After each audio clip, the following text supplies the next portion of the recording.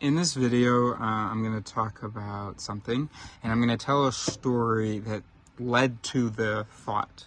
The story, though, is not the only thing that led to the thought. There's actually the interaction I tell you about. It had just come after another interaction, which was also not what led fully to the thought. It was just the catalyst for my thoughts about interactions with people in general. So just want to be absolutely clear that there's no bitchy behavior in that interaction. Fear of fear of being a bitch, or phobosab, fear of being seen as a bitch, phobsab,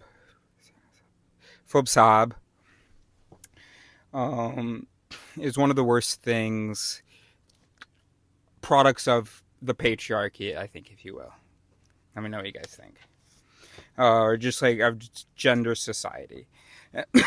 And I say that, one, because it quiets people, even just fear of being impolite or whatever, it quiets people in general. But specifically, fear of being a bitch quiets women, right? Especially since what was considered being a bitch could be disagreement. So what happened is, right, I'm guessing, right, over the last however much time in Western society it's been the way that it's been, women are trained to not say things unless they absolutely have to. So don't complain unless they absolutely have to. I mean, don't complain, which forces them to then not complain unless they absolutely have to.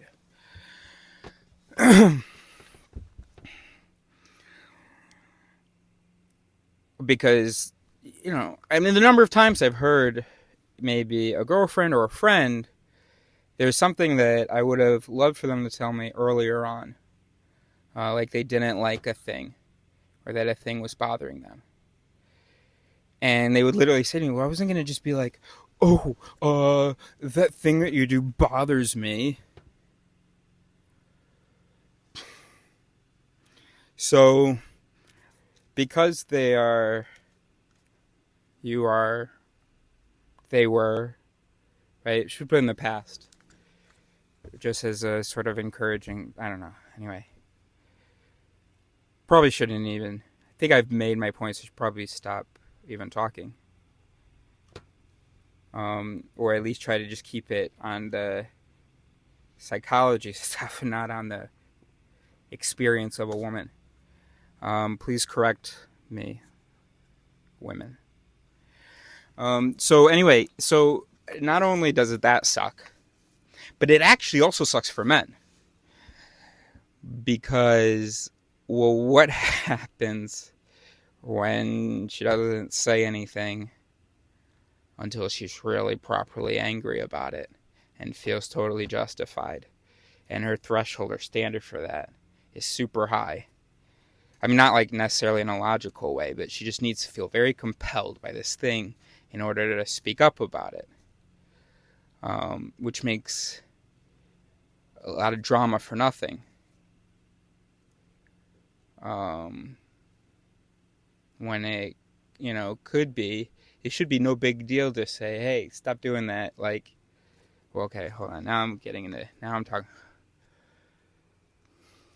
Humans should be it should be non-dramatic when we remind each other of things. And maybe this is all in my head, but let me explain why I'm saying this, and then we'll stop, because it's time. My lovely host, she had asked me not to go into the bathroom with shoes, or even with like any shoe that had been outside. So even just porch shoes. And I was like, okay, cool. And then I respected that, and then recently I forgot.